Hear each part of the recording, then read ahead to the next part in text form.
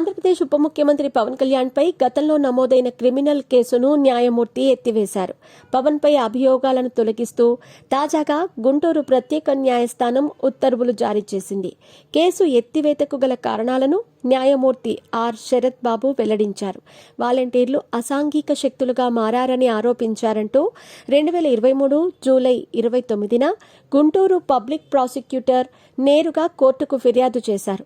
దీంతో కోర్టు ఆదేశాల మేరకు పవన్ కళ్యాణ్పై 499, 500 ఐసీసీ సెక్షన్ల కింద కేసు నమోదయ్యింది. తనపై కేసును కొట్టేయాలంటూ పవన్ హైకోర్టును ఆశ్రయించారు. దీంతో విచారణ చేపట్టిన ప్రత్యేక న్యాయస్థానం వాలంటీర్లను మరోసారి విచారించింది.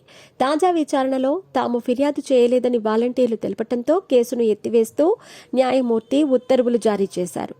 అప్పట్లో పవన్ వారాహి సభలకు పెద్ద క్రేజ్ ఉండేది. జిల్లాల వారీగా ఆయన వారాహి యాత్రలు చేపట్టేవారు. ఆ క్రమంలో గతేడాది 2023 జూలై 9న ఏలూరులో నిర్వహించిన వారాహి సభలో మాట్లాడిన పవన్ కళ్యాణ్ వాలంటీర్లపై కొన్ని ఆరోపణలు చేశారు. కొంతమంది వాలంటీర్లు అసాంఘిక శక్తులుగా మారారని ఆరోపించారు.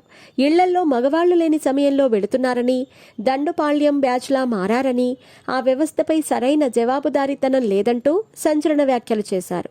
దీంతో వైఎస్ఆర్, గుంటూరు, ఎన్టీఆర్ జిల్లాలకు చెందిన కొంతమంది ప్రభుత్వానికి ఫిర్యాదులు చేశారు.